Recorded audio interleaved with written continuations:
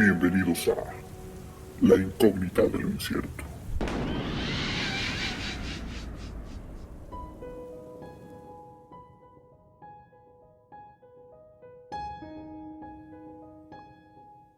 ¿Qué tal, queridos incógnitos? Bienvenidos a un programa más de La Incógnita de lo Incierto. Gracias por escucharnos, por acompañarnos y le doy la bienvenida a Skoll. ¿Cómo estás? Feliz de estar de nuevo por acá con todos ustedes, con toda la familia incógnita. Esta vez repitiendo lo que hace unos programas. Si les gusta nuestro contenido, si les gusta lo que están escuchando, por favor compártanos, denos un like y síganos en nuestras redes, por favor. Eso nos ayuda mucho a seguir generando contenido. Muy feliz de estar aquí contigo, Ava, y pues ansiosos de comenzar. Perfecto. Bueno, pues en esta ocasión vamos a cambiar un poquito el rumbo de los últimos capítulos, ya que han sido bastante fuertes, y en esta ocasión decidimos hablar de un caso paranormal bastante famoso. Yo creo que la mayoría de la gente que nos escucha sabe de él, y si no, pues aquí lo van a conocer, y si ya lo conocen, pues quédense porque tal vez encuentren algún dato o algo que no hayan escuchado o no hayan visto en alguna otra parte, o tal vez no. Pero antes de empezar con el episodio o con el tema, quiero preguntarles a todos ustedes cuál sería su mayor miedo al volar, ¿no? Al subirse a un avión. Yo creo que la mayoría de gente, el miedo que tiene es a que se caiga el avión, a que deje de funcionar, a que explote, ¿no? O que suceda algo en el aire. Y eso pues te da mucho miedo porque, a diferencia de un transporte, digamos, terrestre, tú sabes que, por ejemplo, si vas en un carro, en un autobús, claro.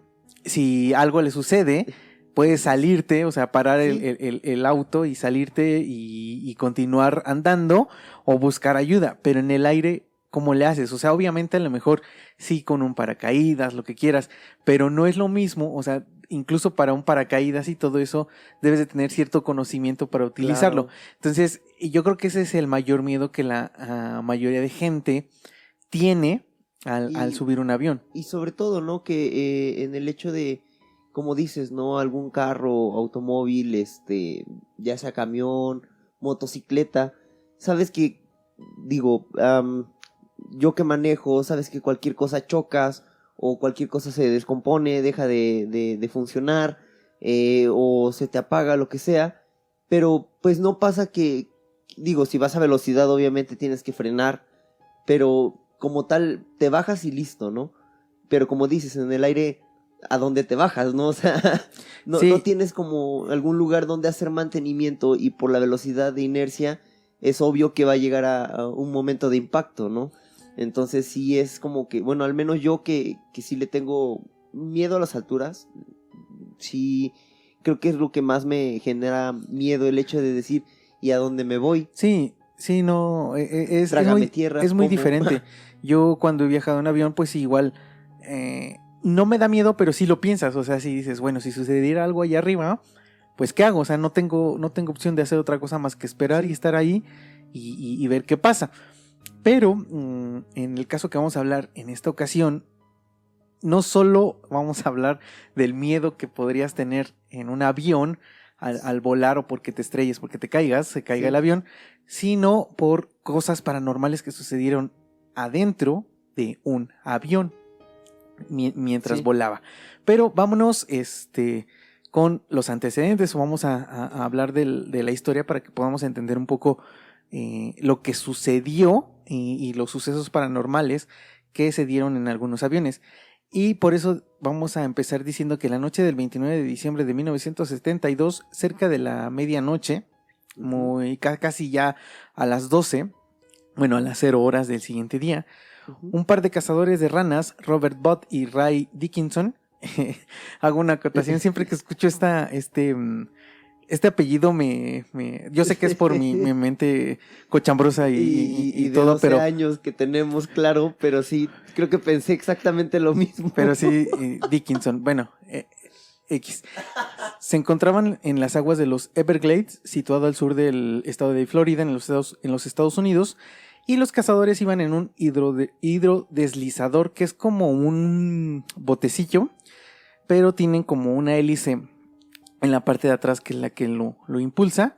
Okay. Y ellos pues tomaron la misma rutina de siempre, iban a cazar un poco de ranas, pero esa noche ocurrió algo que los dejó impactados, pues mientras esperaban pacientes y estaban rodeados de la oscuridad de la noche, solo los ruidos de algunos animales, de algunos grillos, etcétera, vieron un destello de luz muy grande a unos 10 kilómetros de donde estaban. En ese instante prendieron su bote y se dirigieron al lugar de donde vieron que provenía esa luz. Unos 10 minutos más tarde llegaron al lugar y presenciaron una de las peores escenas que hubieran imaginado, pues la luz que vieron fue producida por el choque de un avión en donde viajaban más de 170 personas y se podían apreciar varias decenas de cuerpos sin vida. Y para entender qué fue lo que pasó o qué avión se accidentó, vámonos un poquito unas horas antes. El Lockheed L-10-11 TriStar estaba programado para volar a las 9:20 de la noche del 29 de diciembre. El vuelo era el 401 de Eastern Airlines, que partía del aeropuerto John F. Kennedy en Nueva York con dirección al aeropuerto internacional de Miami.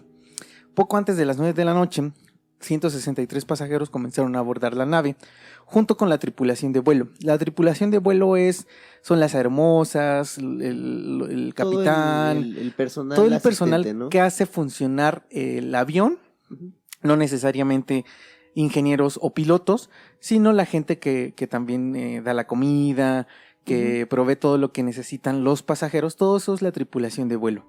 El avión era comandado por el veterano capitán Robert Loft, que era mejor conocido como Bob, de 55 años. Él tenía muchas horas de experiencia de vuelo, tenía más de 30 años volando en la misma aerolínea, más tiempo, pero volando en la misma aerolínea.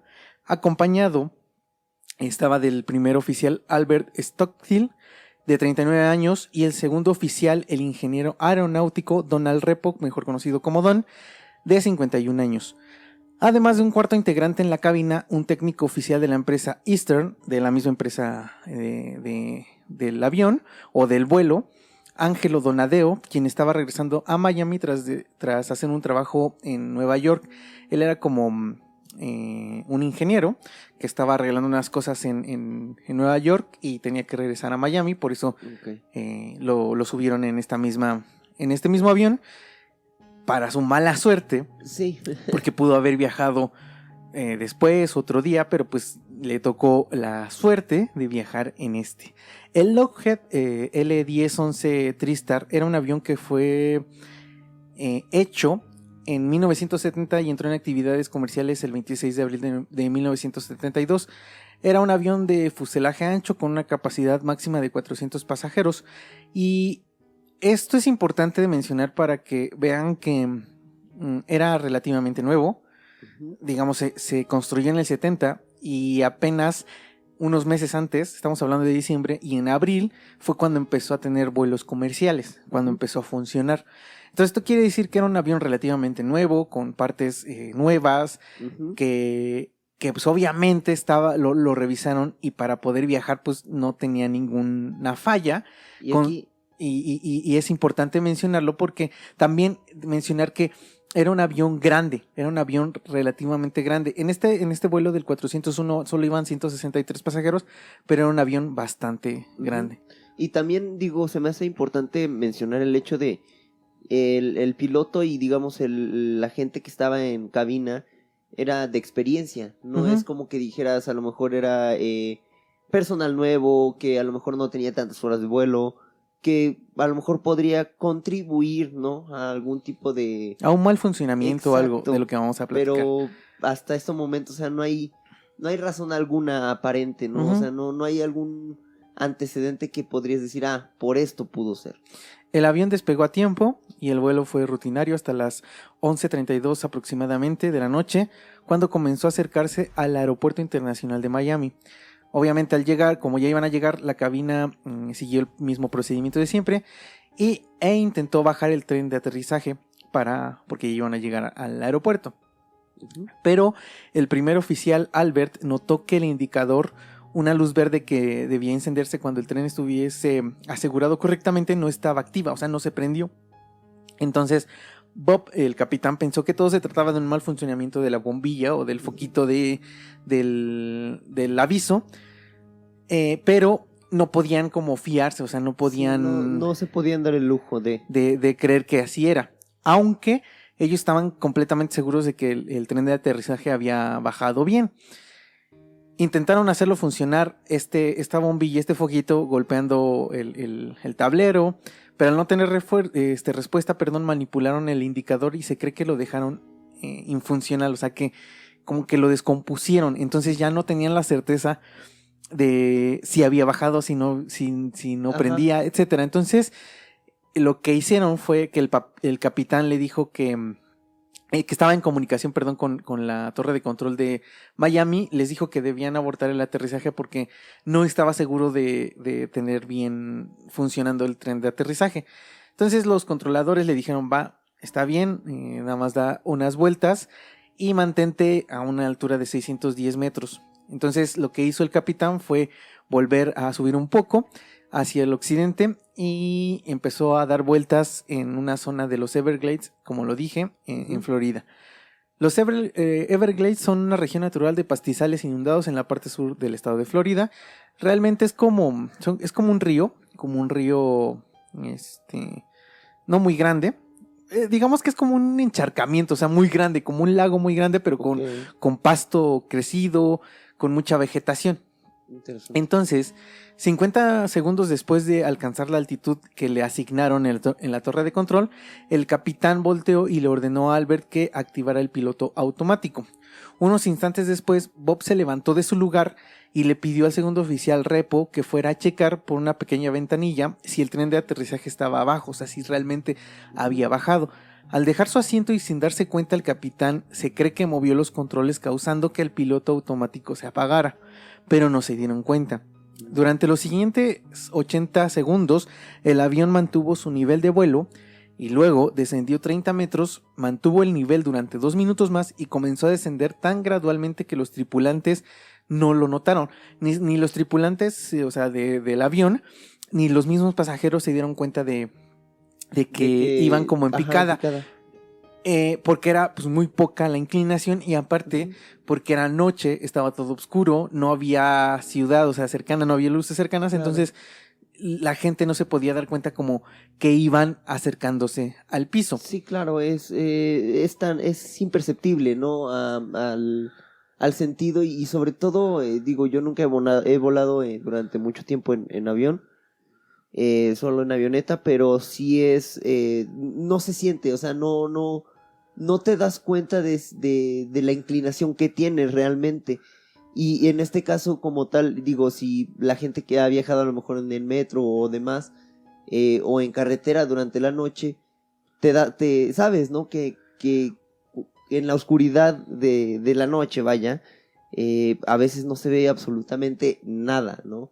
Entonces, en este caso es tan imperceptible, insisto, que pues nadie se dio cuenta de lo que iba a pasar, ¿no? Exactamente, bueno, durante los siguientes 70 segundos el avión perdió solo 76 metros de altura, pero fue suficiente para que empezara a sonar la alarma de advertencia de la altitud y esta estaba ubicada debajo de la estación de trabajo del ingeniero que estaba en la cabina, pero él se encontraba revisando lo del tren, entonces no se dieron cuenta tampoco cuando prendió ese aviso.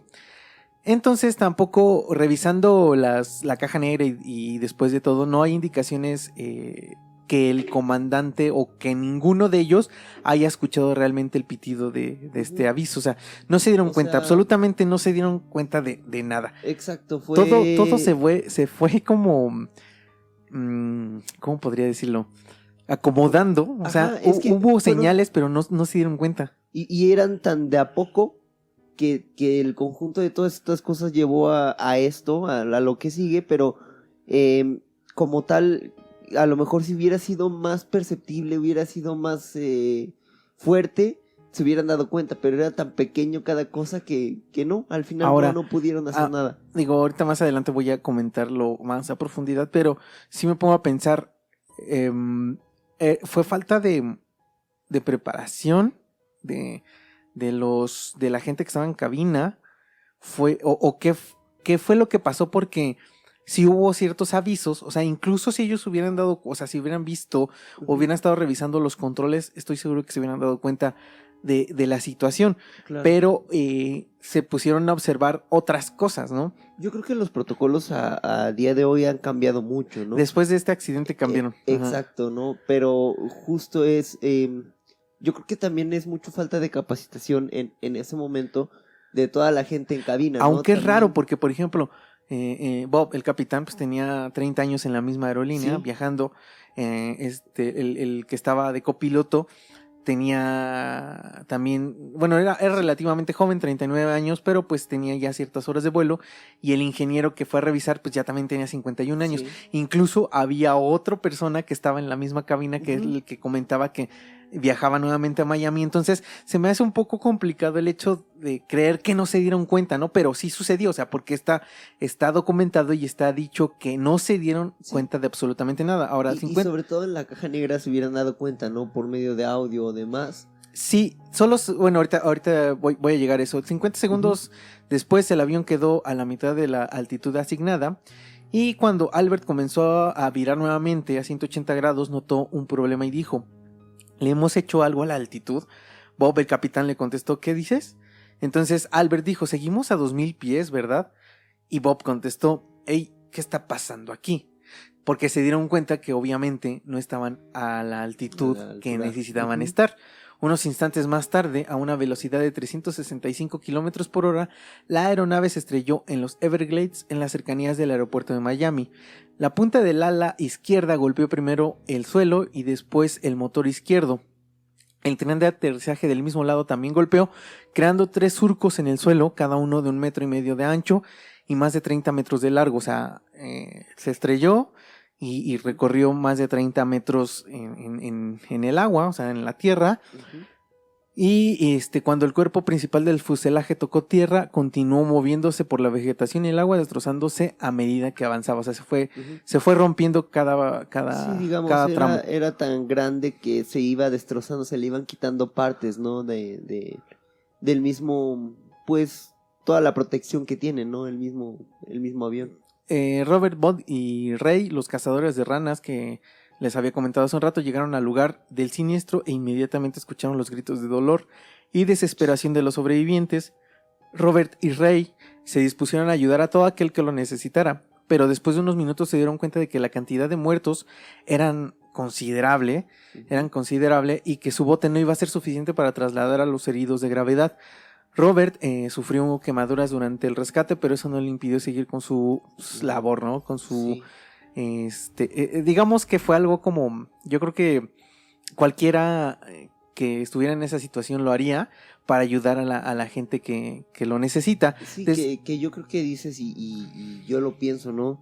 Sí, a lo mejor sentirías el dolor, sentirías todo, pero lo comparas con lo que estás Sí. viendo y dices, no, man, no es nada, ¿no? Sí, o sea, puedo digo, seguir, por ejemplo, puedo hacer. la gente aquí en México, en la Ciudad de México, cuando han sido los terremotos en el 85 y en el 2017, Sí. mucha gente se propuso ayudar y no importaba Nada. si te dolía, si algo te pasaba, porque pues, querías ayudar o intentabas hacer algo para las personas que obviamente pues estaban sufriendo mucho más de lo que Sí. tú estabas sufriendo en ese momento, ¿no? Y yo creo que cualquiera, como lo digo, cualquiera lo haría.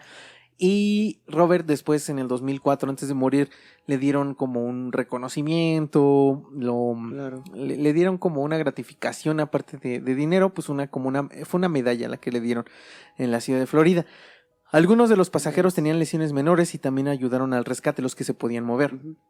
Tal es el caso de Beverly Raposa, una de las tripulantes de vuelo, quien comenzó a cantar villancicos para tratar de tranquilizar el ambiente. Wow. O sea, fue lo único que se le ocurrió como empezar a cantar, como empezar a hacer cosas y que la gente que no estaba tan grave empezara también a cantar para pues... contrarrestar lo que estabas viviendo, ¿no? O sea, como mantenerte lúcido, no perderte en el caos. O sea, bueno, es lo que yo pienso, ¿no? O sea, digo que honestamente se me hace una idea maravillosa que en ese momento es no más difícil de pensar. Digo, debe ser horrible estar viendo imágenes, estar escuchando gritos, lamentos, o sea, debe ser muy fuerte algo así, ¿no? Vivir algo así. Sí, exactamente. Unos metros más adelante estaba Mercy Ruiz, la asistente de vuelo, también era parte de la tripulación, quien temblaba con el cuerpo empapado de queroseno. No podía moverse debido a una fractura en el hueso pélvico, pero estaba tan oscuro que no podía verse ni las manos. Ella se ponía las manos frente a su cara y no podía ver. Eso quiere decir que estaba en completa oscuridad, solo la luz de la luna y algunas lámparas que llevaban, por ejemplo, los cazadores. Ella estaba muy aturdida y desorientada, pero se dio cuenta de que una linterna parpadeaba muy cerca y era Beverly, la otra tripulante, quien se hincó a un lado y le preguntó que cómo estaba. Mercy no sabía qué decir y le dijo a Beverly que seguro todo se trataba de una pesadilla. Ella creía que estaba soñando, que... Claro, estaba en shock. Sí, pues es un shock muy, muy grande. Unos minutos más tarde llegaron los cuerpos de rescate, quienes se encargaron de checar a todos los sobrevivientes y trasladar a los más graves a los hospitales más cercanos.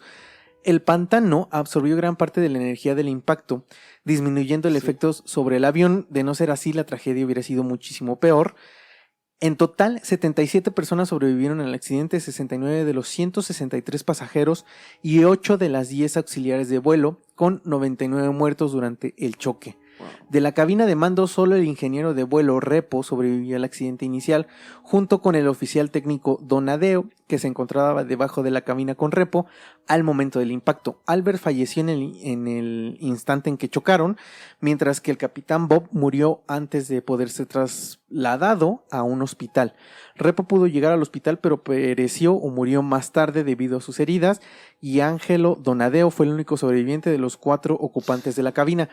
Digo, afortunadamente él ni siquiera tenía que haber volado en ese instante, pero bueno, se salvó. Como lo comenté anteriormente, el pantano salvó varias vidas, sin embargo también complicó la recuperación de los sobrevivientes, ya que cientos de organismos de los Everglades les causaron infecciones, en especial la bacteria causante de la gangrena gaseosa. O sea, obviamente sí complicó también un poco las infecciones en las heridas y todo este tipo de... Hubo pros, pero también hubo contras. De cuestiones. Todos los sobrevivientes sufrieron heridas, 60 fueron heridos de gravedad y 17 tuvieron lesiones menores que no requirieron ser hospitalizados. Las lesiones más comunes fueron fracturas de costillas, columnas vertebrales, pelvis y extremidades inferiores. Creo que es lo más común cuando hay un impacto, cuando te caes, cuando chocas, incluso en un carro, ¿no? También las costillas, todo eso. 14 sobrevivientes sufrieron quemaduras de distintos grados por el queroseno y por las explosiones que hubo cuando se estrellaron. En total 101 personas murieron después del accidente, aunque la Junta Nacional de Seguridad del Transporte clasificó las heridas de 2 pasajeros como no fatales, dado que sus fallecimientos tuvieron lugar más de 7 días después del accidente, por lo que el recuento final en el informe del accidente fue de 99 muertos.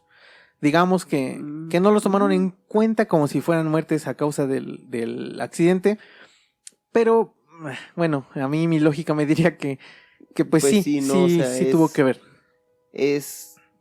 Lo pongo de esta manera, simplemente si no hubieran tenido ese accidente, no hubieran tenido no hubieran necesitado atención médica, no hubieran tenido que fallecer. Sí, pero pues entiendo también la parte de las autoridades en que quieren como minimizar o hacer un poco menor la tragedia.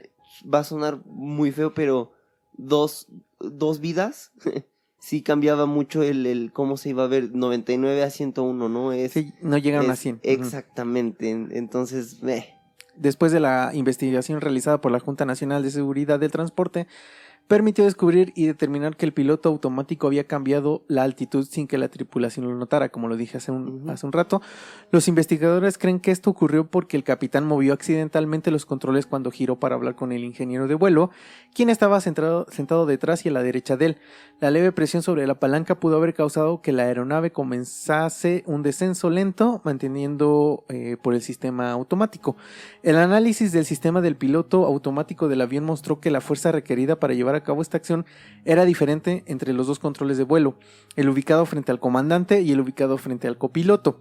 Por lo tanto, fue posible que cambiase el modo automático en el canal A sin que el canal B se diera cuenta. Es por eso que no lo notaron. Después de descender 76 metros, sonó la alarma de cambio de altura, pero no fue escuchada por ninguno de los tripulantes. Los investigadores consideraron que esto se debió a que el piloto o los pilotos estaban concentrados en la luz del tren de aterrizaje y en todo esto, y que el ingeniero del vuelo no se encontraba en su lugar al momento de la advertencia y por lo tanto pues no pudo escucharla. Todo esto aunado a que era de noche y que la aeronave se encontraba sobrevolando la oscura zona de los Everglades, no había luces de tierra u otras indicaciones visuales de que el avión estaba descendiendo lentamente hacia el piso, hacia el pantano, es como lo dijimos hace un rato. El informe final reportó que la causa del accidente fue el error de tripulación al no controlar los instrumentos de vuelo durante los 4 minutos finales del vuelo y su falla al no detectar el descenso inesperado lo suficientemente rápido como para evitar el impacto contra el suelo. Un error en el funcionamiento de la luz indicadora de la posición del tren de aterrizaje delantero distrajo la atención de los tripulantes hacia los instrumentos y provocó que no se notara el descenso. O sea, lo mismo que hemos estado diciendo. También se dice que el tren de aterrizaje no presentaba ningún problema y que realmente el problema fue la bombilla que estaba fundida. O sea, el foquito sí estaba fundido. Qué desmadre por un foquito. O sea, realmente, bueno, no quiero atribuirle que el accidente fue... hay muchos errores humanos, ya escuchando todo, pero sí, insisto, o sea, si hubiera funcionado bien ese foquito, todo seguramente, se hubiera ahorrado. Seguramente no hubiera ocurrido este accidente. Pero bueno. Sí, entonces, no podemos atribuirle a un foquito. Aunque es extraño, como lo dije, porque pues era un avión relativamente nuevo. Bueno, un avión que había funcionado pocos meses. O sea, que dijeras, nomás ya lleva muchos años en funcionamiento, necesitaba mantenimiento. Aparte de eso, se supone que todos los aviones, digo, esto lo digo tampoco desconociendo el tema. Desconozco mucho de este tema, pero lo poco que sé es que se revisa o se le da mantenimiento cada cierto tiempo y se revisa el funcionamiento del avión. Entonces se me hace un poco extraño el que no haya funcionado esto, aunque también lo dije hace rato, no sé qué tanto también contribuyó la falta de conocimiento, aunque también lo repito, se me hace extraño que gente tan experimentada hubiera cometido este tipo de errores. El conjunto de errores que podrían haberse cambiado, que podrían haberse tomado otra decisión, como dijimos, ¿no? A lo mejor con alguien de menos experiencia o demás, podrías decir, bueno, lo entiendo, pero con alguien con tanta gente, con tanta experiencia, resulta complicado pues creer que realmente, bueno, no creerlo porque así yo digo fue, sí sucedió, o sea, porque está documentado y todo, pero sí se me hace extraño, o sea, es difícil de creer. No lo entiendo, no entiendo el por qué tuvieron estos errores al ser gente pues tan experimentado que ya tenía la experiencia en este tipo de vuelos. Pero bueno, pues sabemos que todo esto puede ocurrir. Y la gente pues se puede equivocar y todo se juntó para que sucediera así. Ahora, después de esto, también se cambiaron un poco los protocolos, se cambiaron todo lo que se les daba de inducción a los nuevos pilotos, a los nuevos copilotos, a todos los ingenieros, para que no ocurriera nuevamente un accidente como este. Y al menos hasta el 92, que fue cuando dejó de funcionar esta aerolínea, no hubo otro altercado u otro accidente como este. Existen varios testimonios de sobrevivientes, como el dicho por Mercy Ruiz, quien dijo que esa noche ella era de la tripulación. Ella vio que el avión se alejaba de las luces de la ciudad, porque como lo dije, se acercaron a Miami para aterrizar, pero como no funcionaba o creían que no funcionaba el tren de aterrizaje, pues tuvieron que dar vuelta y regresar y empezar a volar un poco más para poder revisar este asunto. A la revisión. Entonces ella le preguntó a su compañera Patricia que qué estaba pasando, ¿no? Y Patricia le dijo que dejara de quejarse, que no se preocupara, que era temporada de fiestas, como lo dije, era 29 de diciembre, entonces decía que si eran más horas de vuelo, pues les iban a pagar más, les iban a pagar como horas extra. Pero unos instantes después el equipaje salió disparado de los compartimientos, fue cuando chocaron, y ella no se desmayó, ella no tuvo heridas tan graves, ella podía mantenerse en pie y siguió así durante toda la noche y ayudando a mucha gente. Wow. Mercy, lo único que recuerda es que sí se llenó de combustible, pero que no no entendía realmente como qué es lo que había pasado, ¿no? Qué había sucedido. Ujú. Fue tan repentino que pues no encontraba como una explicación. Otro de los testimonios, y es muy famoso, es el de Ron Infantino, quien al momento del accidente tenía 26 años y estaba de viaje con su esposa, con quien se había casado solo 20 días antes, con Lily. Estaban de luna de miel, iban de regreso hacia Miami, y Ron contó que se quedó dormido durante el vuelo, que él se quedó dormido cuando iban de viaje, Ujú. y despertó ya cuando estaban en el pantano. Él no podía moverse, le dolía el brazo, el pecho, la rodilla, no podía ni respirar bien. Escuchaba a los caimanes, serpientes así como a su alrededor, mucha gente gritando y todo, pero él no entendía qué era lo que estaba pasando. Él no podía moverse y Ujú. quería como saber qué es lo que había pasado con su esposa, pero no podía verla. Unas horas después fue trasladado al hospital y un día después le informaron que su esposa había muerto en el accidente. Un dato irrelevante para mí, ¿no? Pero curioso, es que uno de los pasajeros sobrevivientes durante el vuelo iba escribiendo una carta que iba a mandar a la aerolínea después, dándole las gracias por la amabilidad, por el servicio, Wow. por todo. Y pues obviamente cuando pasa este accidente, pues obviamente ya no la entregó, o sea, ya no la mandó pues, por obvias razones, pero se me hace extraño, ¿no? Se me hace como Sí, curioso. Es un dato curioso, te digo, es irrelevante porque no tiene nada que aportar a la realmente a la historia, claro. pero pues es un dato interesante. Y otra cuestión que a mí me parece como enigmática es una foto recuperada del accidente, y la fotografía fue tomada por Mercy Ruiz, de una de las 8 tripulantes Ujú. sobrevivientes. La cámara se encontraba dentro de la maleta de Mercy, que extrañamente fue la única que se mantuvo intacta. O sea, todas las demás se destruyeron, no las encontraron. Wow. O sea, esa fue la única que encontraron. Y tenía una cámara fotográfica que ella había llevado y había sacado fotos durante el vuelo y antes Ajá. de subirse al avión, etcétera. Pero en esta fotografía que voy a subir a las redes sociales para que la puedan ver, se ven que están 9 de las tripulantes de vuelo. Obviamente una más está tomando la foto, Ajá. que no se ve.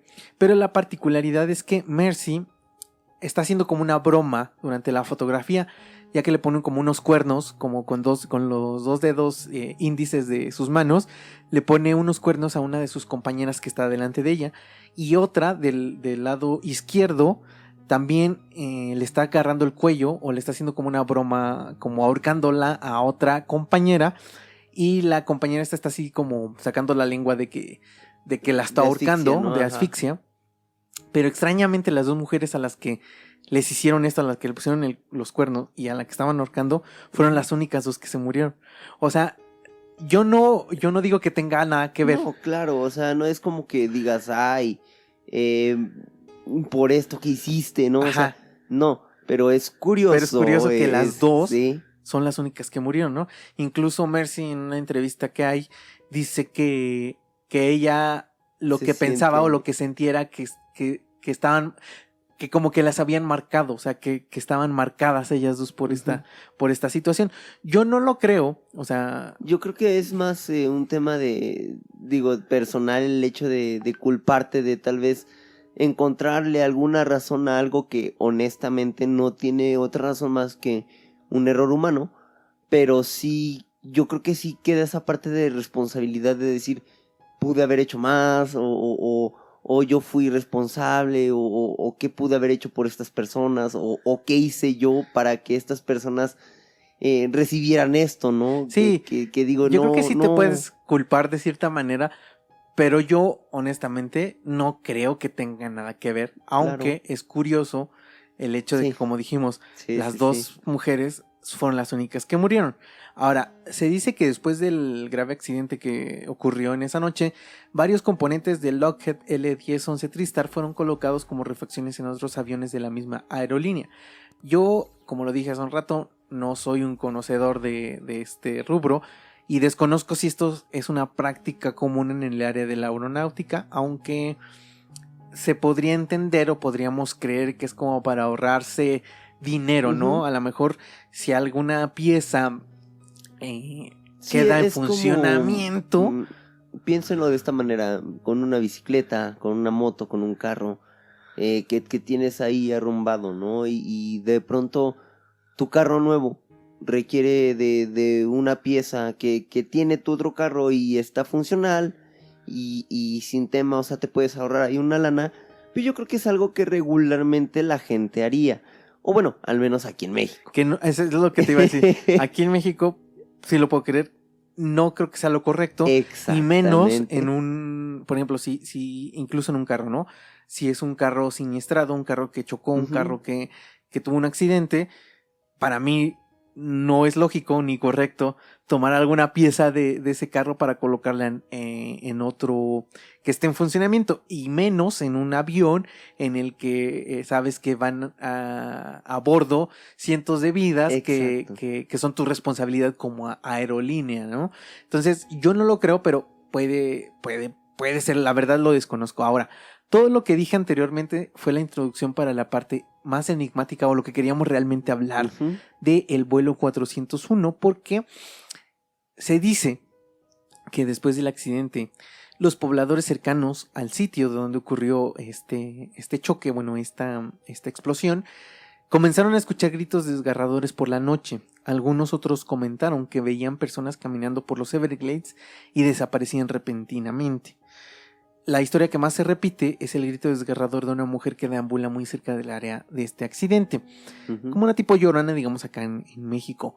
Eh, Aquí, antes de continuar, puedo decir, puede ser que sí, o sea, puede ser que sí por el sufrimiento, por todo lo que sucedió en este accidente, aunque también puede ser algo también nada más inventado por la gente, ¿no? Ujú. Como estas leyendas urbanas, ¿no? Un colectivo, un pensamiento colectivo, Sí, una leyenda colectiva, o sea, que también digo, creo que bueno, hablo por mí, ¿no? Me ha pasado que piensas tanto una cosa que luego hasta lo escuchas o lo ves ajá, y no es necesariamente que pasara, sino que tu cabeza lo generó. Entonces el hecho de que a lo mejor aquí en esta zona o incluso, ¿no? Los pobladores que sí lo vivieron, el recordarlo, que ¿no? sabían que sucedió ahí eso, Sí, ajá. y que pues ese tipo de cosas, yo creo que los gritos, yo creo que todo eso sí se quedan muy grabados, ¿no? En tu Digo, cabeza. sí, y aparte, aunque también por experiencia propia, puedo decir que si hay sonidos, yo no he tratado de buscar la explicación, ¿no? De esto, pero aún después de cuando muere alguna persona, puede ser como lo dices, ¿no? Que tu subconsciente o alguna parte de tu cerebro sigue recordando estos sonidos Ujú. que muy probablemente por eso crees escucharlos. Pero yo sí recuerdo que cuando falleció mi abuela materna, tiempo después todavía seguíamos Sí, escuchando algunos sonidos sonidos.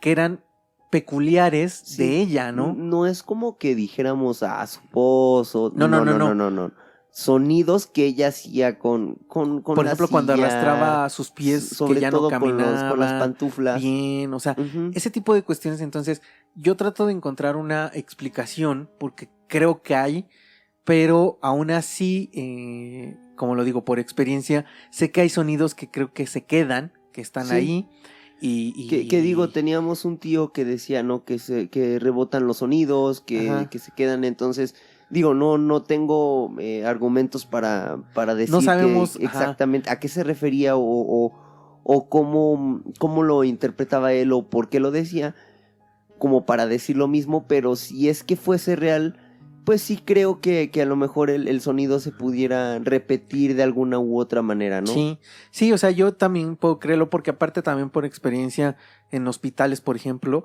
Ujú. hay sonidos también se escuchan cosas, pero también creo que es por todo el sufrimiento, por todo la carga emocional, energética también. que hubo o que hay en esos lugares, ¿no? Cuando hay muerte, cuando hay dolor por algún algún Enfermedad, mal, algún ser querido. algo malo que tienes en Ujú. el cuerpo, etcétera. Entonces, creo que sí, yo creo que sí existe este tipo de sonidos y cuestiones. Y esto lo empezaron a escuchar después, digamos, de que ocurrió el accidente. Ujú. Pero lo más extraño no fue lo que sucedía en el pantano, sino lo que sucedió Ujú. o empezó a ocurrir en aviones de la aerolínea Eastern Airlines. Porque en 1973, un año después de que ocurriera el accidente, uno de los vicepresidentes de esta empresa abordó un vuelo hacia Miami, digamos el mismo recorrido que tuvo Ajá, el el accidente. accidente. Al ser un alto ejecutivo, pudo abordar antes de que todos empezaran a entrar, y mientras caminaba hacia su asiento, notó que alguien más estaba dentro del avión. Este hombre que estaba ahí estaba vestido con un uniforme de capitán. Cuando el ejecutivo llegó con este hombre, comenzó a llamarlo, y al ver su rostro, cuando este volteó, quedó completamente sorprendido, pues el hombre era ni más ni menos que Bob Love, el capitán muerto en 1972. La figura desapareció en ese instante, y el ejecutivo acudió a la cabina para comentarles pues, lo que había visto.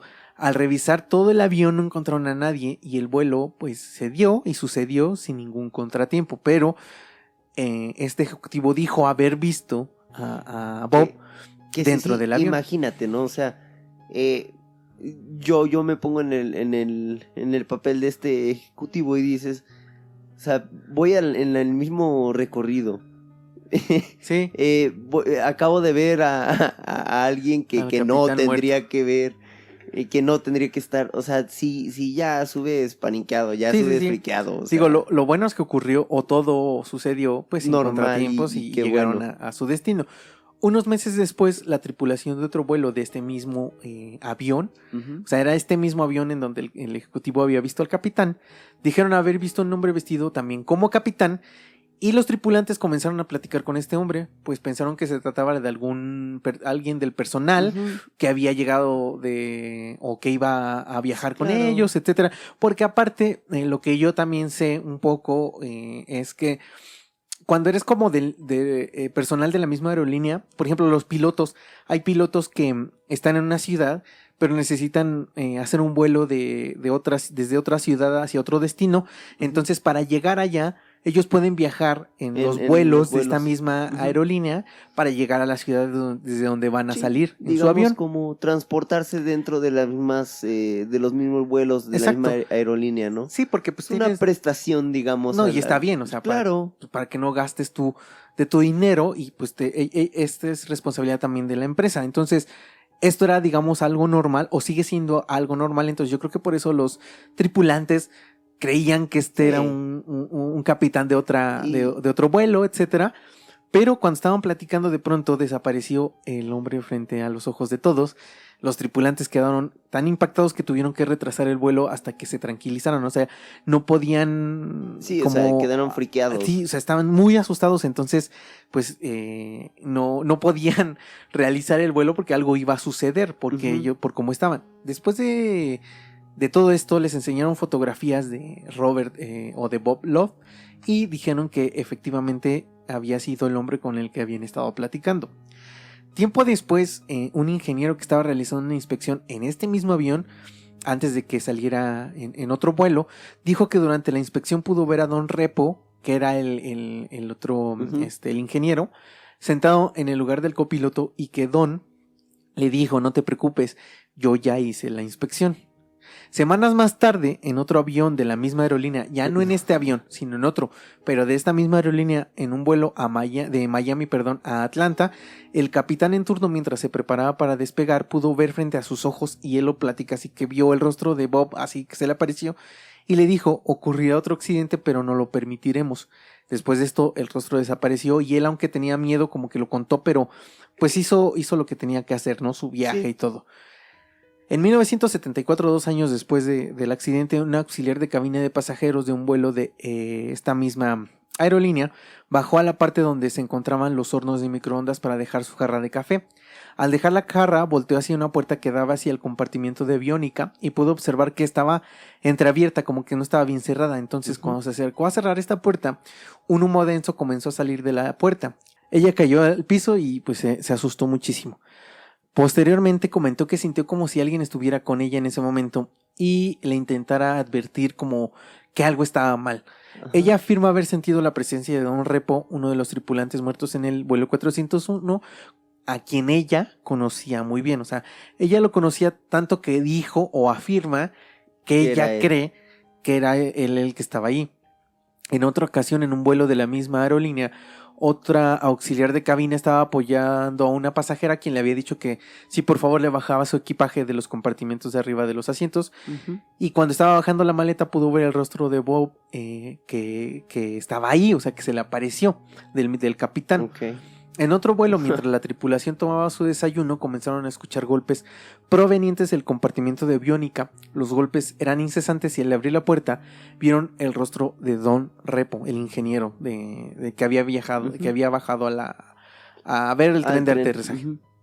Pronto las historias de fantasmas en vuelos de esta aerolínea comenzaron a esparcirse y los tripulantes comenzaban a tener miedo de volar, ya no querían Claro. como volar.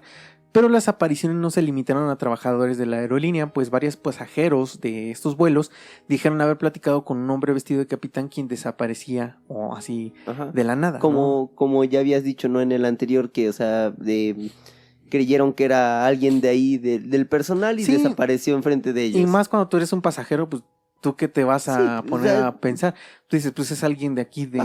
del vuelo, entonces desaparecía. Pero, entonces, ¿qué tenían en común los aviones en donde se produjeron estas apariciones? Sí Pues la tenía- primera, sí. ocurrieron después del accidente del accidente 401. Y Ujú. segunda, y la más importante, es que todos los vuelos pertenecían a la misma aerolínea y fueron colocados partes, como lo dije, Ujú. de este avión que había chocado, fueron colocados en otros aviones y todos estos aviones en donde se produjeron estas apariciones o estos fenómenos paranormales fueron aviones que habían sido... O sea, que tenían piezas de avión siniestrado, de este Exactamente. avión que había chocado. Entonces, pues esto podría explicar un poco las apariciones de Ujú. Don y de Bob. Pero, ¿por qué? O sea, ¿cuál sería la Ujú. razón? Lo que creen muchos es que posiblemente al morir y ellos sentir como esta culpa Ujú. de que ellos fueron los responsables de este accidente y de este siniestro, es por eso como que les daban como señales de va a ocurrir otro accidente pero no lo vamos a permitir, yo ya me ocupé de esta Ujú, o sea, inspección.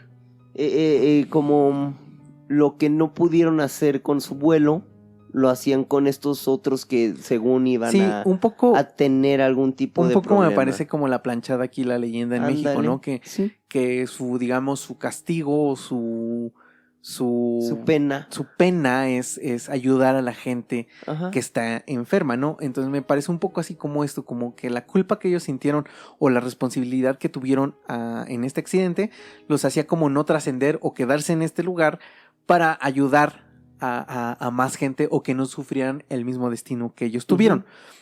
Los tripulantes afectados por estas apariciones comenzaron a externar sus experiencias con sus familias, con la empresa, con todos, pero la aerolínea los obligó a callarse porque si no iban a perder su trabajo. Yo entiendo esto porque obviamente no le convenía a la aerolínea Claro. que saliera al ojo público todo esto porque seguramente iba a afectar las finanzas de la empresa. Y- Obviamente la gente no iba a querer volar Exacto. en un avión en donde se aparece un capitán que se estrelló hace 2 años, ¿no? Sí, O sea, el miedo, o sea, y si de por sí, como decías, ¿no? Y abriste el capítulo, hay gente, y me incluyo, que ya le tiene miedo a volar, pues, ¿para qué le juegas, no? O sea, dices, mejor me voy en otra línea, sí. le meto más lana, o sea, que es absurdo, ¿no? También, Que- o sea, pero dices, o sea, entiendo el por qué. Yo también entiendo el por qué, pero también pues dicen que no hay ¿cómo se llama? que no hay... o sea, que no todo puede ser malo, sino que yo también creo que hubiera habido mucha gente que hubiera tenido como esta cosquillita de saber si era cierto lo que sucedía, Claro, y hubiera o a lo sea, mejor pagado para que volar. por morbo. Ajá. O sea, sí entiendo el punto de, a ver, nosotros, por ejemplo, que nos gusta este tipo de cosas, el hecho de decir, caray, o sea, dicen que se aparece o dicen Ajá, que se yo desaparece. a lo mejor sí lo haría Sí, para sí. por morbo, por saber si es cierto o no, aunque la mayoría de gente tal vez no lo haría y la empresa pues perdería muchos miles de dólares. Y es que justamente aquí se me hace importante el hecho de decir, a ver, estamos hablando de un negocio en el que se manejan Sí. muchísimo dinero, entonces sí las pérdidas, y entiendo, ¿no? El hecho de la amenaza de, a ver, pues ya cállate o búscale chamba en Sí. otro lado, ¿no? Sí. Casi ni suena a México, entonces Y yo es creo algo en cualquier suena parte posible, ¿no? del mundo hubiera pasado. Ahora, algo extraño es que después de esto, la empresa decidió retirar todas las piezas recuperadas de Lockheed y que fueron colocadas en otros aviones, que retiraron todo lo que habían colocado en otros aviones lo quitaron, y dicen, y se cree que así los sucesos paranormales cesaron, o sea, ya no sucedieron. Existen varios testimonios plasmados en libros y en algunas entrevistas realizadas, como el documental Los fantasmas del vuelo 401, que se encuentra en Max, por si lo quieren ver, si tienen esta plataforma. Y como lo dije hace un rato, yo no dudo de la existencia de los fantasmas, porque yo siempre lo he externado y lo he dicho aquí, que no creo que sean espíritus de gente muerta, pero sí creo que existen los fantasmas, sí creo que existen cosas que aún no logramos entender, pero yo creo, o lamentablemente parece ser, que todas estas apariciones solo son cosas creadas por John Fuller, que es el autor del libro El fantasma del vuelo 401, que fue escrito en 1976, donde están todas estas historias. ¿Y por qué digo que creo que son inventadas? Porque fue un libro que se vendió muchísimo, o sea, fue un hitazo, un boom. Después, en el 78, se hace una película de este libro. O sea, yo siempre también he dicho que cuando hay dinero de por medio, ya lucras. Sí. Para mí pierde como esa credibilidad, ¿no? Ahora, también digo que no creo que sea cierto, porque investigando, y como lo dije hace un rato, sin ser un experto, pude ver o confirmar que es imposible que se usen partes de un avión siniestrado en otro. O sea, yo no encontré en ningún lugar que digan que efectivamente sí se ocupan. Que se pueda utilizar, o sea, que sea una práctica recurrente o que se haya hecho en alguna otra aerolínea o algo así, ¿no? Mi lógica me dice que no se pueden utilizar partes, o sea, que sobre todo en el hecho de que dependen tantas vidas humanas de algo tan... ¿Qué garantía de un buen funcionamiento puede tener una parte o una refacción de un avión que chocó? O sea, para mí no tiene ninguna... Yo trato de verle el hecho de decir, bueno, no era la parte que falló, no es pero insisto en la parte de decir, a ver, ¿para qué le juego si son tantas vidas? Sí, porque aparte dices, es tanta pérdida, o sea, si es, porque no solo, y va a sonar bien culé lo que voy a decir, pero no solo son las vidas humanas, ya viéndolo como negocio, ¿no? También es toda la pérdida que puedes tener, es que se va a la quiebra tu negocio, entonces, ¿para qué le juegas con algo tan absurdo, no? Sí, yo no encontré registros de que realmente se hubieran utilizado estas piezas en los aviones posteriores, e incluso estuve buscando para ver si había como testimonios de personas o de gente que vio por ejemplo, a Bob, o que dijera, yo estuve en este avión, yo platiqué con él. No encontré. Es cierto que el accidente del 72 del vuelo 401 sí sucedió, sí murieron más de 100 personas. Y como lo dije, no encontré ciertos testimonios, pero sí hay uno, por ejemplo, el de Mercy, quien aparece en el documental que les dije hace un rato, en el que ella sí dice que ella sí fue la que abrió la puertecita y vio el humo y sintió a Don. Entonces, ella también, ella es la que enseña la foto esta que les comenté también de las dos personas que mueren. Esa fue la única persona que tiene como un testimonio algo sólido, de lo que extra de esta persona, de lo que sucedió, pero aparte de ella, yo no encuentro como datos o realmente testimonios de que esto haya pasado. Puede ser que sí realmente no sucedió, que solamente son inventos para vender un libro de ficción, un libro paranormal, o puede ser que sí existió y que simplemente pues la gente se cayó, se tenía que callar por alguna razón, como lo dije, la aerolínea los cayó, no podían hablar de esto. Que también, honestamente, y digo, aquí hay muchas cosas que se me hacen raras, y honestamente es extraño que solamente estas dos personas aparecieran cuando realmente hubo tantos fallecidos.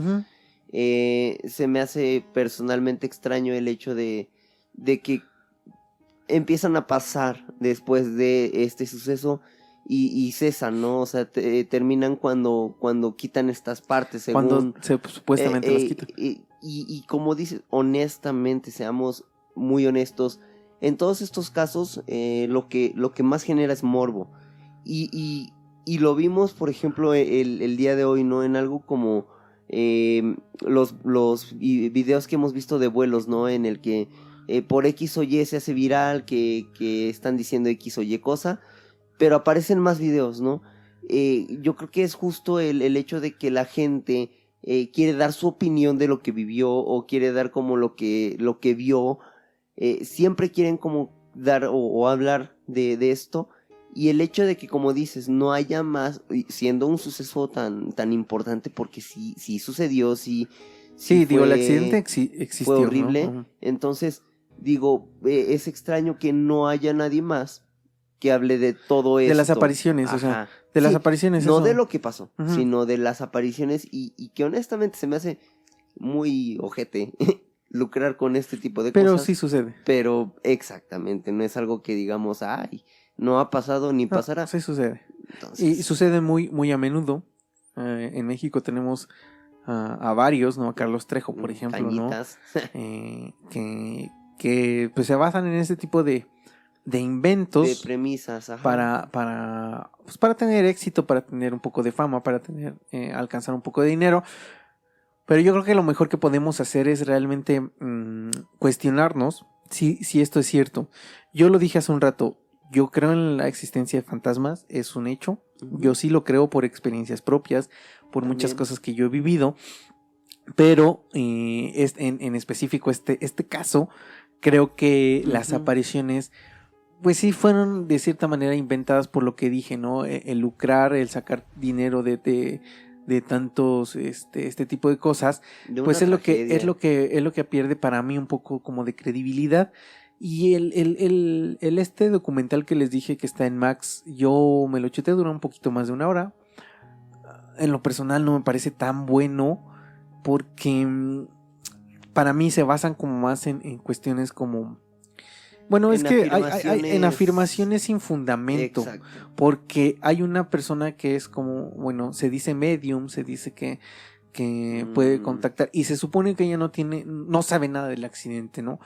Y llega al lugar, ella dice precisamente dónde fue el lugar del accidente, luego nada más con tocar la tierra como que sabe qué fue lo que sucedió en el accidente. O sea, este tipo de cosas a mí me cuesta trabajo creerlas, ¿no? Porque aparte... es un caso que si tú lo buscas, el vuelo 401, te sale toda la información de todo lo que sucedió. Entonces se me hace difícil de creer que una persona no haya tenido contacto de este accidente antes de hacer el documental, ¿no? Y digo, ok, va, te la compro, y yo honestamente creo que sí hay gente que puede sentir, que puede percibir, que sí, yo lo creo, y es mi opinión personal. Pero como dices, o sea, es extraño que, o sea, seas tan preciso, y sobre todo creo que el gran error, o sea, una cosa es que lo crea, pero otra cosa es que crea ciegamente en ello, ¿no? O sea, no puedes afirmar 100% lo que alguien te dice solamente porque lo dice, porque lo cree, porque lo siente, porque también tiene que tener esta parte de objetividad cada persona de a ver qué me está diciendo, por qué me está diciendo, y eso creo que, como dices, afirmar o basarte en afirmaciones de alguien porque solamente lo sientes, como decir, porque yo creo esto, es verdad. Mira, yo digo, por algo creamos este espacio, por algo hicimos la incógnita de lo incierto, porque creemos en que hay cosas paranormales, hay Claro. fenómenos inexplicables, hay cosas que no sabemos por qué suceden, porque estamos convencidos de eso, ¿no? O sea, yo estoy convencido de que hay muchas cosas que no tienen explicación y no encuentro por qué suceden, pero siempre me cuestiono, o sea, ¿por qué sucedieron? ¿Qué es lo que pasa o por qué suceden estas cosas? Como lo dices, cuando alguien lo afirma y cree tener la verdad absoluta, para mí eso es el peor error que podemos cometer. Porque independiente de que tú creas que así es, debes de cuestionarte por qué lo crees o por qué es que crees esa cosa o por qué crees eso, ¿no? Y de hecho, o sea, es algo que a mí, digo, desde chico me dejaste mucho y es algo que me gusta, el hecho de decir, a ver, ok, pasa algo raro, primero le busco una explicación. ¿Por qué? Porque, y se lo he dicho hasta a mis chaparras, ¿no? O sea, primero búscale qué pasó, o sea, por qué pudo haber pasado. Pudo haber sido el aire, pudo haber sido mil cosas. Hay muchas... Y ya una vez que no le encuentras explicación, ok, ahí sí ya sácate de onda. Ahí sí ya, ¿por qué? Porque sí, y lo hemos vivido, o sea, nos ha pasado cosas que dices, aquí lo hemos platicado en algún espacio, en algún episodio. Si no lo han escuchado, o ahí váyanse. La verdad no me acuerdo en qué episodio fue cuando hablamos como de cosas que nos habían sucedido. Ajá. Platicamos mucho a mí en lo personal, y una que sí es así, no tengo una explicación en el hecho de que estábamos una vez platicando justo de fenómenos paranormales que sucedían, que nos estaban pasando, cosas, y empezamos a hablar de demonios y cosas como más fuertes. También como muy fuertes. Esa creo que es una de las que yo no me encuentro una explicación, porque empezaron, lo platicábamos, ¿no? Para los que no lo han escuchado, empezamos a platicar de ese tipo de cuestiones. Estábamos ya subiendo, Skull, Ava y Deb, que es también parte, o ha estado aquí también con nosotros. Estábamos los tres platicando de este tipo de cuestiones, y de pronto era la madrugada, no recuerdo, no puedo decir qué hora era. Sí, Solo sé que era en la madrugada, y las ventanas de aquí de la sala en donde estábamos empezaron como a vibrar, y la forma en que yo puedo explicarlo es como cuando hay un sonido cercano, una fiesta muy cercana, que el bajo, por ejemplo, del sonido está muy fuerte, y como vibran las ventanas, así empezó a vibrar como muy constante la ventana, y que hasta nosotros nos sorprendimos, porque después de esa ocasión o antes de esa ocasión nunca ha sucedido, no ha vuelto a pasar en las ventanas, igual de esa manera. Sí, cuando hay sonidos o cuando hay fiestas puede pasar, claro. Pero ese día no había fiestas, no había sonido, estaba todo en silencio prácticamente. Empieza a vibrar la ventana y nos quedamos callados, y después de eso como que paró, y unos momentitos después, unos instantes después, unos minutos después, empezamos a platicar otra vez de este tipo de cosas, y volvió a suceder de la misma manera, y entonces fue cuando los tres dijimos, ¿sabes qué? Ya. Pero lo raro es que duró cierto tiempo. Digo, aquí, y yo una de las cosas que pensé ese día fue, estamos cerca de la autopista, pueden pasar camiones, pueden ser, pero duró tanto tiempo que honestamente no, es ilógico pensar que un camión hubiera durado tanto tiempo. Y recuerdo mucho ese día porque sí, justamente como que estábamos platicando de menos a más, de ciertas historias. Y cuando llegamos a este tema, yo lo recuerdo mucho porque los tres nos pusimos como a la defensiva, porque estaban aquí abajo, me acuerdo mucho de las niñas, mis hijas, estaban dormidas. Y yo recuerdo que lo primero que hice fue pararme para ponerme ahí frente a ellas, o sea, junto a ellas. Recuerdo mucho que tú también te paraste como a la puerta a escuchar a ver si había alguien afuera. Sí. Deb también se puso como a escuchar, a ver, y por más lo que decía, hay veces que le buscas una explicación, que dices, ¿sabes qué? Pues fue esto, fue aquello, Pero cuando ya no le encuentras una explicación, cuando es tan extraño, dices, ¿sabes qué? Y más por también cómo se sentía la y más vibra. por lo que estábamos platicando, ¿no? O sea, la cuestión de lo que estábamos contando y de lo Sí. que estábamos platicando.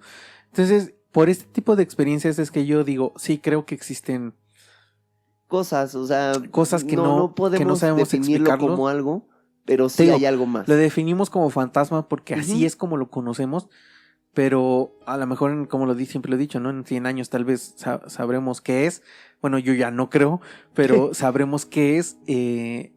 Sí, creo en la existencia de algo más, Claro. algo que está aquí, pero no necesariamente tiene que ser, como lo decimos, un espíritu, sino puede ser, como yo siempre lo he dicho, pueden ser otras dimensiones, pueden ser frecuencias en otra velocidad que se cruzan con las nuestras en algún momento por alguna razón, Sí. y es por eso que podemos ver o suceden este tipo de cosas. Yo estoy abierto a la posibilidad de que esto existe, aunque en este caso en particular las apariciones del Suena muy vuelo conveniente. no me parecen que sean reales. Hay otras historias que he escuchado, he visto, que en lo personal digo, wow, o sea, sí está fuerte, sí está padre, y los vamos a ir preparando también para más adelante. Y también una invitación, porque queremos hacer como un recopilado también de historias. Cierto, sí. De historias paranormales, historias, y si alguno de ustedes tiene una historia que les haya pasado, que no tenga explicación, que se les haga raro, que les haya asustado mucho y que estén dispuestos o quieran contarlos y que nos den como la posibilidad de igual de contarlo, si nos lo pueden mandar, pues adelante, porque eso nos ayuda, porque queremos hacer un recopilado, estamos tratando de hacer un recopilado de historias y a ver si nos ayudan y podemos hacer un episodio solo de historias paranormales que la gente nos haya contado, ¿no? Y es que siento que como dices, ¿no? Se abrió este espacio justo para eso. Obviamente, como decimos, ¿no? Y las historias las contaríamos, y sí se agradece mucho el hecho de que nos compartan, porque pues siempre es divertido, ¿no? El escuchar historias, el hacerte el contexto, el imaginarlo. Y sobre todo, digo, aquí lo hemos dicho, el hecho de investigar de un tema y luego de otro y ver que de alguna manera están como conectados, lo hace muy divertido, te hace ver las cosas de una manera muy distinta. Y creo que sería un programa ya muy divertido al día de hoy, con historias de ustedes, con historias de nosotros. Y pues bueno, o sea, creo que sí será un programa bastante divertido, bastante entretenido ese de recopilaciones. Sí, y dejar claro que yo soy escéptico, como lo he dejado en muchos aspectos. Soy escéptico en muchos aspectos. Trato de encontrar. Pero aún así, yo nunca juzgo ni pongo en duda lo que me platican. Puede ser que me cuesta trabajo decir, me cuesta trabajo, ¿por qué no? Pero nunca voy a juzgar ni voy a decir, eso no pasó, porque por mis experiencias también hay cosas que yo puedo platicar a la gente y me van a decir, no, man, o sea, eso es imposible que pase, y a mí me sucedió, ¿no? Entonces, por lo mismo, jamás voy a juzgar ni voy a poner entredicho la veracidad de lo que me están contando, y aparte cada quien sabe realmente lo que vive y lo que le sucedió. Y bueno, pues y aquí nada más, como lo decíamos durante el capítulo, ¿no? Sería un error también el hecho de decir, sí, así pasó, y dar como, o vender humo, que es algo que tampoco se busca aquí, ¿no? Aquí no. O sea, si es lo que es. En este caso, por ejemplo, puedo decir yo también que creo que no es verdad. Siento honestamente que estaba más este señor lucrando con algo que sucedió. Pero pues bueno, o sea, ya va de cada quien, ¿no? Sí, y qué bueno que tocas eso, porque ahorita nada más 10 segundos. Es decir, que puede ser que tengamos la posibilidad de inventar cosas y de dejarles, por ejemplo, no sé, a lo mejor en este capítulo, ¿no? De yo habernos quedado en el hecho de explicarles o decirles hasta el momento en que según dejaron de ocurrir estas situaciones, y dejarlos así, pero al menos en este espacio, la incógnita de lo incierto, no queremos ser ese espacio en el que, como dices, vendemos humo o todo lo dejamos como en fantasía. Sí, Queremos ser como muy objetivos y queremos tratar de darles la información y cada quien, ya ustedes creerán si es cierto o no es cierto, pero creo que lo justo, lo que tenemos que hacer es eso, ser objetivos y decirles y darles toda la información, porque lo que podríamos hacer es eso, a lo mejor incluso este programa lo pudimos haber hecho así hasta ese punto y después de ese punto empezar nosotros a decir otras cosas, ¿no? Suposiciones y decir, ay, sí, seguramente era el capitán que se aparecía, porque sí, entonces... y empiezas a hacerte un mil y un chaquetas mentales que es bien fácil y muchas pegan, tal vez este espacio pues tendría más alcance a lo mejor si hiciéramos ese tipo de cuestiones, pero no es el punto. No es el punto, no es lo que buscamos. Habrá temas que den para eso. Y digo, el paso Diatlov ha sido bueno, para ese mí sí. el mejor ejemplo que da. O pero sea, aún así, el tema da para. Pero aún para así, estar... aún así nosotros jamás afirmamos y dijimos, por ejemplo, fueron extraterrestres, jamás, no. Damos la información y decimos con base en todo lo que leímos y lo que investigamos, lo que creemos, ¿sí? Pero no dejamos toda la mitad y nada más decir, sí, es cierto, son fantasmas, o decir, sí, son espíritus porque están aquí, porque yo lo digo, pero, o sea, porque yo lo digo, ¿por qué? ¿Qué razón hay? Nada más por mis calzones. No, pues ¿Qué fundamento tengo yo para decirte que efectivamente es un espíritu? Puede ser que sí, porque por eso también lo que siempre decimos es abre tu mente y verte las posibilidades, porque también puede ser, pero aún así, fundamentame, pero hasta este momento yo, Ava, no tengo una forma de mostrarles que efectivamente es así. Entonces por eso yo me quedo abierto a la posibilidad de que puede que sí sea o simplemente me quedo ahorita en el momento en el que estoy en el que no lo creo, ¿no? Pero no, aún así no puedo cerrar la puerta y mi mente a decir no existe, no pasa. Entonces, eso es lo que buscamos aquí en la incógnita de lo incierto.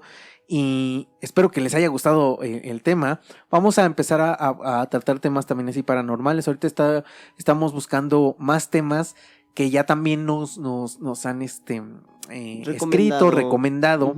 Estamos en la generación de, por ejemplo, desde hace un tiempo quiero hablar del MK Ultra, pero lo he estado preparando porque es mucha información y necesitamos pues tener todo el recopilado y hacerlo en un episodio. Bueno, gracias a toda la gente que nos escucha aquí en México, en Estados Unidos, en España. Un saludo a Venezuela porque desde el otro día nos escribieron de allá. En Europa, desde donde nos estén escuchando, en Sudamérica, en Centroamérica, desde donde estén, y si les gusta este contenido, gracias por escucharnos, denos un like, recomiéndenos, suscríbanse, porque pues eso nos ayuda también muchísimo a nosotros, como lo hemos dicho, es un hobby, pero pues sí queremos seguir creciendo y pues ¿por qué no llegar a un punto en el que podemos llegarle a muchísima más gente y seguir creciendo y seguir trabajando en temas y en hacer un programa pues de mejor calidad cada vez que vaya pasando, ¿no? Como lo hemos dicho, ahorita en YouTube, si nos estás escuchando por YouTube, sabrás que desde hace como un par de meses no tenemos cámara porque no hemos tenido todavía la posibilidad de conseguir una o de comprar una, pero esperamos que en un par de semanas o meses tengamos la posibilidad ya de tener nuevamente cámara, de grabarnos. Para que nos vean. Sí, de seguir generando contenido con mayor calidad para ustedes, obviamente. Y pues como dices, ¿no? Es un hobby, tampoco es como que les digamos, ay, a fuerzas, no, o sea, es si nos pueden apoyar con todo gusto. Y claro, ¿no? O sea, digo, en algún momento creo que, de ahí partió muchas cosas. Y en algún momento yo te lo dije, ¿no? A lo mejor vivir de esto es como un sueño, ¿no? Independiente del espacio demás, pero si es posible, pues adelante, ¿no? O sea, si se nos llega a abrir la posibilidad y demás, qué bueno, ¿no? Al final, como decimos, lo hacemos con la mejor intención y con la intención de que les agrade, de que pasen un rato agradable. Y pues yo creo que con eso cierro yo, Ava, el hecho de decir gracias a toda la gente que nos escucha en todos los países, aquí en México, la gente que nos manda un mensajito Y pues de verdad muchas gracias por escucharnos, por estar pendientes, y seguiremos pues estando aquí con todos ustedes, con toda la familia Incógnita. Gracias. Exactamente.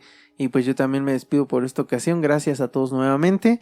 Y no me despido, no cierro el programa sin antes recordarles que por favor abran sus mentes y ábranse a las posibilidades.